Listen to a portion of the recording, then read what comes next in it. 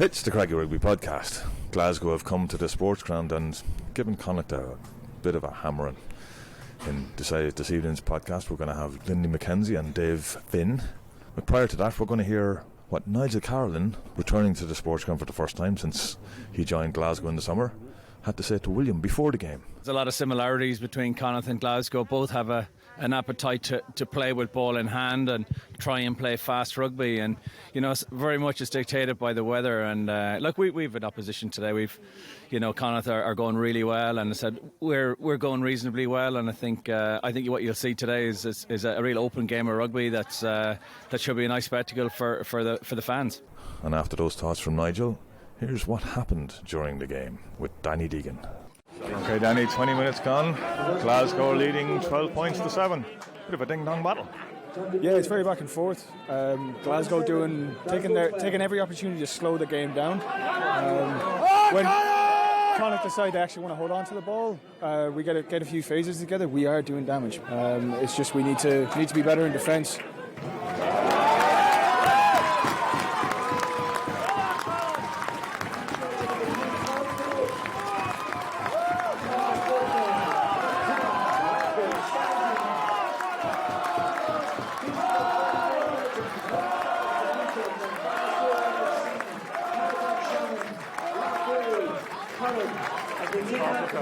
Okay, Danny, that was a 56-minute half.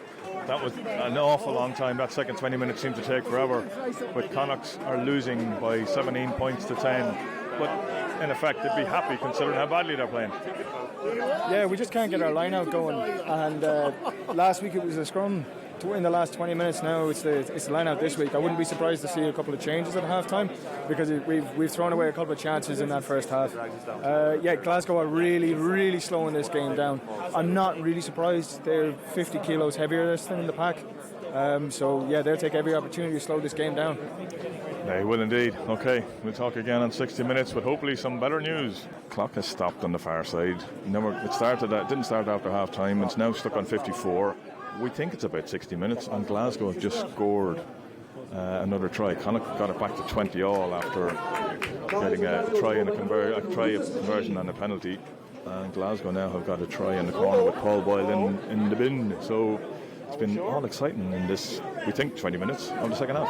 Yeah, but it's been a lot quicker half this half. Connacht has sorted out their line-out issues. Dowling has come on. We've actually stolen a line out, and he's doing well. He's carrying well. It is a pity that we've just let in a try. Final score is Connacht 20, Glasgow 42. Okay, Danny, that was pretty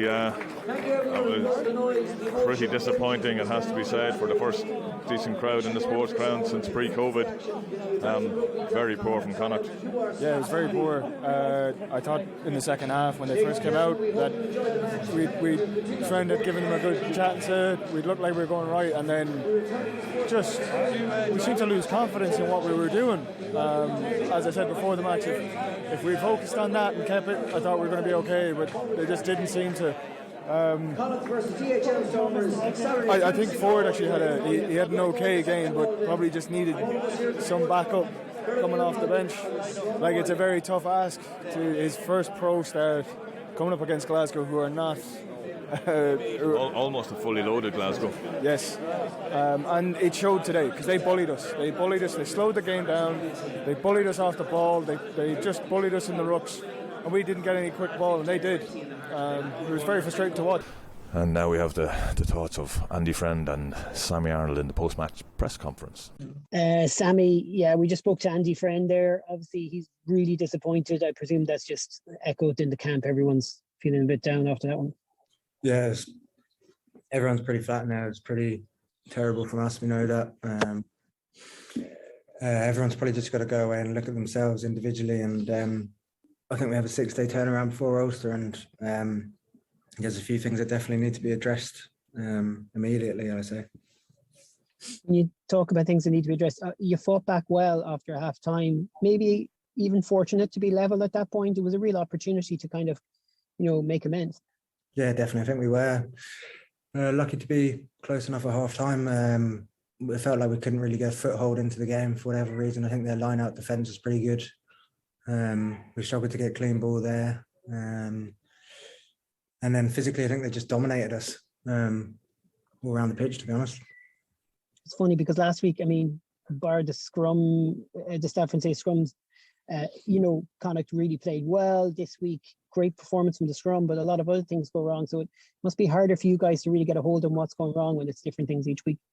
Yeah, I think you hit the nail on the head. Yeah, it seems to be, for the last 3 weeks anyway, it seems to be something different every week, and that's probably the most frustrating thing.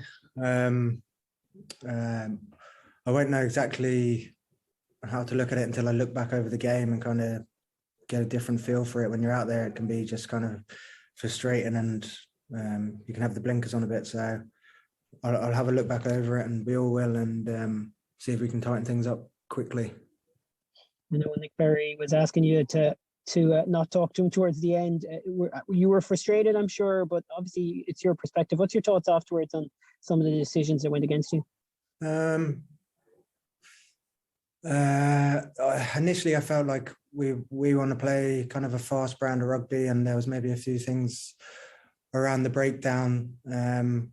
But look, again, I could be wrong on that. Like, that's how it felt. Maybe it was our clean-outs that weren't good enough. But my initial thought in the game was, and it could be wrong, I felt like it was just a bit messy. Maybe that was us. Maybe that was a few unlucky calls, I don't know. But we want to play fast, and it was frustrating, I think. But we've probably got to look at ourselves first and fix that if we can. If you just to finish, is there one thing that you would say you could focus on between now and Ulster? What would it be? It's got to be our breakdown and our collisions. If you strip it all back, it's a very simple game. Glasgow won all the collisions today. They won pretty much all of them. They played off them, had fast ball and scored. We can make it complicated if we want, but if we're not going to win collisions, we're not going to win. Andy, there's a lot of mitigating circumstances on a fixture like this with the players you're missing, but then the manner of the defeat obviously stands out. It's a heavy, heavy loss at home. Yeah, I don't think there are mitigating circumstances, Rob. I keep saying we want to be a team that's got depth. We gave opportunity today. I thought we were right, but on that performance, we obviously weren't. And credit to Glasgow, they were way, way, way better than we were today. What was disappointing, though, mate, was just the lack of energy and the lack of spark and the stupidity of some of the penalties we gave away. We just kept giving them access into the game, and areas that have functioned well for us before just didn't function today. So no, there's no excuses, Rob. It's just that's unacceptable, that performance. We felt Nick Berry had a good game. Maybe inconsistency from the officials on offside might be the only minor criticism. But yeah, I get the feeling you're not going to be kind of pointing the finger at officials. Say you're more frustrated at your own team for those mistakes. Yeah, no, officials, they can only referee what they see, and we gave them enough negative pitches to penalise us however many times they penalise us. So no, nothing against Nick Berry's team. I thought, them and Glasgow were fine. It was just us that weren't. At the start of the season, Andy, we focused on it. I don't know how much you focused on it, but 6 of Connacht's 18 games in this league are against interprovincials. It puts them at a real back foot. But when you're losing home games to the Dragons and now Glasgow, games that you want to win, they're critical, aren't they? Yeah, they are, mate. I said it, and it's we all felt in the team really flat after the Dragons' performance. This one supersedes it, to be honest. I think we were worse today, and I hate saying that, and I wear that. I'm the head coach at the end of the day, so I've got to look at what got us to that state where I thought we were ready to go, but we obviously weren't. And to have a reasonably packed house there, Tiernan O'Halloran's 200th game, Carl Ford's first game, so many big things to play for. Garrett, our head physio, leaving, it's his last game today. So many things to play for, and we delivered that. So, yeah, it's really disappointing, Rob. Yet it was still 2020. Brilliant turnaround either side of half time. 54 minutes, games in the balance. It turned on the yellow card. Yeah. But again, I actually thought at half time we were very fortunate to be only 17-10 down. Yeah. You know, and you know, there was a few very stern words said at halftime. I thought the messaging from our coaches was very, very good. We got a spark, but we didn't hold the spark. And then the yellow card, you know, 14 points comes off the back of that, and the rest is history. Just to push again, though, like you are down, obviously 2 out halves, you're down 3 tight head props. I mean, you know, people would probably be surprised to see that you're not pointing that. You're missing the 5 lads with the Irish international team. There's been a lot of disruption. Yeah, but again, we say we want to be the team that wants to be competing for silverware, and teams that compete for silverware, they've got depth, and when players get opportunity, they take it. And there's other teams who are missing players at the moment as well. So I don't want us to be looking at that as an excuse. It can't be an excuse. If we're going to continue to grow as a province, we can't have that as an excuse. You know, nor can we be happy being the honourable losers as, you know, the last couple of games. So I'm really proud of the fact we got into the top 16 in Europe, but we parked that this week, and this was about URC, and we were in a healthy spot leading into this game, but a win was crucial for us. And we all knew that, but we didn't get it. So next week becomes so important for us now. How much of this is a mindset as well? Just like it's easy to say this, but the body language under the post a couple of times, just when things turn against this team in the last couple of weeks, the heads have gone down. We felt, I mean, your perspective on that? No, you're right. You know, you're right. We addressed it at the front end of the game, just talked about celebrate the moments. And if moments don't go well, which they will happen in a game of footy, remind each other how good you are. And that's another area that we're going to need to focus on. And you know, we missed a couple of key individuals who normally give us that energy. We didn't have them out there today, but that's for other blokes to step up into that void. And there'll be a lot of reflection upon that, Rob. 6-day turnaround then at Ravenhill now. It's an awful tough fixture with this defeat as well. It is. Yeah, we've just made it harder for ourselves, actually. And if we play like that, yeah, they'll put 60, 70 on us. Okay, Dave, that wasn't great, was it? It was the scoreline, and I expected when I saw the team. We don't have the depth of other teams. Remember, there were 11 Glasgow guys away with Scotland, and they picked 12 internationals, and not just 12 guys who had got a cap maybe 6 years ago. We're talking about 4 or 5 guys who are involved in the Autumn Nations. So these are guys who still think they've got very much a chance of maybe getting into a Six Nations squad now. Well, actually, talking about their Six Nations squad, 4 of them came back. Yeah, so that's it. And we have a guy away in Portugal who has no chance of playing the Six Nations because he's not there to play in the Six Nations. So, you know, thanks a million there, Andy. But no, it was the scoreline I feared when the teams were announced. It was a performance I feared when the team were announced at times. But what makes it even more frustrating is that it's another last quarter collapse, and we are scarily bad at those. You showed me something about 5 minutes ago, which basically says if we lose the final quarter, irrespective of what the score is going into that, we lose the game. So that's worrying. It was 20-all. Paul Boyle gets a yellow card. Don't actually know what it's for. I'm not saying it's not a yellow card. I'm just saying I don't actually know what it was for. I believe it was for he went after the ball a second time. He got the ball, got blown off, went again. You cannot do that. It's like being a second person. Oh, no. That's perfectly fine in terms. I'm not sure if that can be, because I thought it was too far out for a yellow card, but hey, I'm not the referee. And then it just all then everything you thought could happen did happen. I thought that Glasgow were a better team. I thought they might collapse when Ali Kebble went off because he was superb. I mean, for a loose. I mean, geez, he is a tall Dennis Buckley. He's a very heavy Dennis Buckley. Tall, big. He's Dennis Buckley if Dennis Buckley was the height he's supposed to be.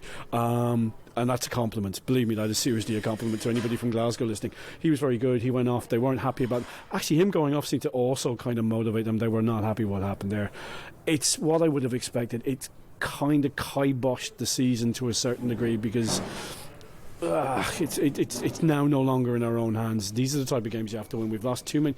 It's a hangover from last season. I think we have to look at it in a wider context. We still cannot make this place a fortress. Even with people here, we thought it was going to come down to fans. There's more to it. There's a clear lack of depth, and that's not down to nobody went out there and didn't try. The thing we were most scared about was the scrum, and it went really, really well. It's unfortunately other things didn't go well, and everybody did put their hand up and did try to do something, but overall, as a collective, it was a bit, yeah. Yes, Linley, it wasn't pleasant. It was very reminiscent of the Dragons game here early on in the season. It's the first time Connacht haven't performed in quite a while. Yeah, but I do think you have to look at me being the person who sort of always tries to sort of not come up with excuses, but look, let's face it, they've come off the back of a Heineken Cup, which was a little bit disappointing as well, so to speak, over in France, but also successful in the fact that they'd qualified. They come home here. We know this is a difficult season. There are COVID cases, there are illnesses, there are people who are injured, and you're going to, when you're a team like Connacht, you are looking at, players who are not experienced up against a side that Dave said, what was it, 12 internationals? 12 internationals. Okay, so there you have. Do they have any players who had never had a start before? We had Cathal Ford, and I'm not saying anything. I'm not saying... He played very well. Exactly. But he's inexperienced. And he's also got players around him, some of who would never have even played with him before, probably only trained this week for the first time together. But we haven't seen much of Lever Fafita around. Greg McGrath, I think we saw him last week, and he did a fine job, and he's back there again. We don't know the effect that might have had on him, actually, to be honest, playing on his very first Heineken Cup with Connacht and coming back and having to, produce the goods again. Dennis Buckley obviously has been sorely missed. He came on as a sub in the second half. But look, if you put it all together, we're not looking at the Connacht team that we have got used to playing. And I think some of those players are not used to playing with each other. And so I think we do, I'm not making excuses, I'm just saying we have to look at a bigger picture. And the fact that Cathal Ford has now got his first cap is going, and he's a local player and he's a Corinthian, it's going to stand to Connacht in the future. And that's very important. So I just don't think, yes, it's disappointing. We are going to struggle now. But I think during a whole season when a lot of teams have struggled, let's put it into perspective. Yeah, I agree, because they weren't that far off their first team, getting those four guys back from Scotland had a huge impact on them. That was pretty close to their first team pack. So, and they destroyed us in the line-out. They just took practically every ball we had. The first time we won a clean line-out was the first line-out of the second half, I believe, properly full-on clean attacking line-out, and we scored a try.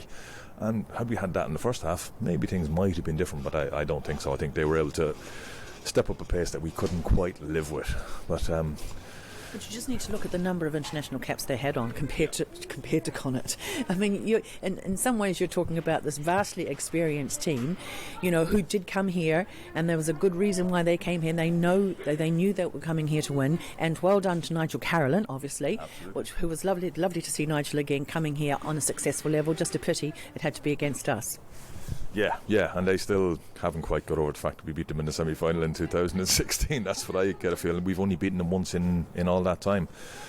So yeah, pretty disappointing. Not much else to say about the game, really. I don't think we can say a whole heck of a lot about the game. Oh, there's one thing. That is the most intercessions by a touch judge I have ever seen in a game. There were 4 that I could count for, and all 4 were against Connacht. Yes, and the other thing was the length of the game. The game took almost 2 hours from start. It started at 5-3 and it finished at 9 minutes to 5. Yeah, there's so many reasons for that. I thought, to be fair, Nick Berry was good. I don't have to agree with every single decision he made, but I thought in general, and especially his work with his TMO, was really, really good, because I could listen into it thanks to the boys. I think though there is one thing. I think there is still this is something I might hold on to this for a down week, because this is something I think I'm going to be very much against everybody else in the party. Okay, we'll leave that there. By the way, we have to say Glasgow were excellent. They were very, very good, really efficient, really good at what they did. Went after us in the right ways at the right times, got away with some good stuff, slowing our ball down. They produced really quick ball. We just didn't have the same sort of speed in the thing, so they bullied us they bullied us at ruck and maul time for the most part. So they were excellent and well worth the win. I would question. I will disagree with you on Maul time. I think they bullied us very much at the Rock, absolutely, but I don't think they bullied us. The two things, again, I would have thought that we would have been really struggling with that pack, given that the oomph of Richie Gray, I mean, wow, he's big. But they didn't really kill us at the scrum, which I was surprised by and delighted by. And well done to Greg McGrath and Jordan Duggan, the starting pops, and Dennis Ntiji came on. They didn't get us at the Maul until the very end, but where they did, and this is where a big problem, because everybody's doing it, we are getting creamed at the Rock. I thought that they could have been penalised quite a lot more at the breakdown.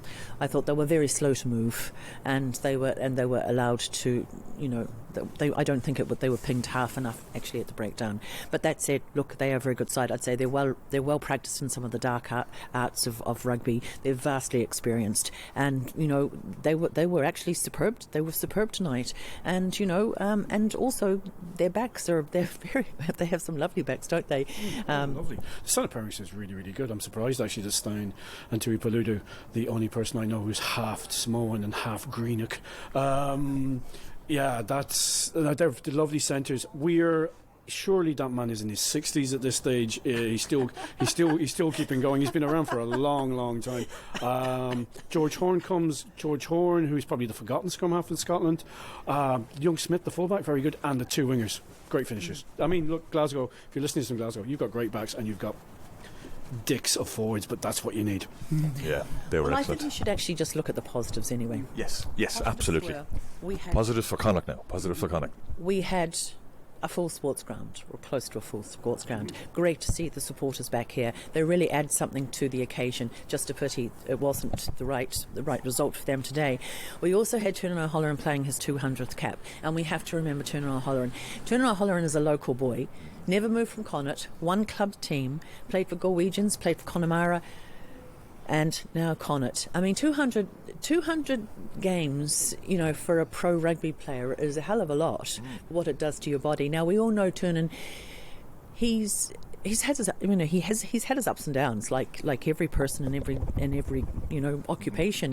We have our ups and downs, and he's had his fair share of them. But he's always come back. He's a very intelligent player as well, and I think his contribution to Connacht, even for the younger players, to show that you can succeed by playing for Connacht, and I think he's the epitome of that. And the other player is Cathal Ford, and I would say this about Cathal, that he's going to have huge potential. But there's something interesting about both Tiernan and Cathal, as their fathers. Both their fathers work for the Bank of Ireland. And we all know Tom, unfortunately, God rest him, who passed away. But Tiernan's father, Aidan, obviously, the two of them would frequently be at away matches together. So the two of them were great travellers together. They've always supported Connacht, and I have to confess I have spent some nice time in their company on away travels, and they've always been most hospitable, because you have to remember that the Bank of Ireland was a sponsor for a long, long time. So obviously, and those two men have always taken, it's because of them that we have those two players probably out there on the pitch today. Lovely stuff. The last thing I want to finish on is not only were the crowd back today, but Connacht provided us with food, the media with food and drink for the first time since COVID started, and we got into the tent behind the supporters tent. That was my first time in there. It was my first time in there as well, and I was pleased to see all the tables with the stats on there that I provided. Little pat in the back for myself. I don't do that very often. But more importantly, thank you, Linley. More importantly, the quality of the food was tremendous. As a celiac, I just said, no, you probably don't have anything for me, but no, they came back and they had gluten-free food for me, which was brilliant. And the two girls who were serving us were fantastic, and it was really, really good. And I don't know the name of the lady who gave us out the drink tickets. I will have to find out. She was lovely. She was excellent and made sure all the media were well looked after and properly looked after, and just say, well done, Connacht, that was great, thank you very much. Oh, absolutely, it was very, very good. Can I say there's only one thing better than 200 caps, and that's 201 caps. Welcome back, Dennis. Absolutely. Dennis Buckley, and someone else is going to get 200 caps in the very near future. He's playing number 9 today, but we'll talk about him in a couple of weeks' time, hopefully.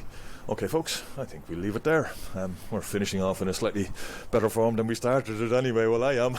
It's only 10 past 6. It's only 10 past 6. Actually, we might finish off with some I'm going to nip down to Murty Rabbitts because Murty Rabbitts is open again, and I'm going to nip down to Murty Rabbitts and see what the fans thought of that game. Okay, we're in Murty Rabbitts. We're in the clan room in Murty Rabbitts. We've got Sinead and Fiona. Isn't it brilliant, Fiona, that we're in the clan, and we're all together and we can talk and have a drink and it's just back to normal?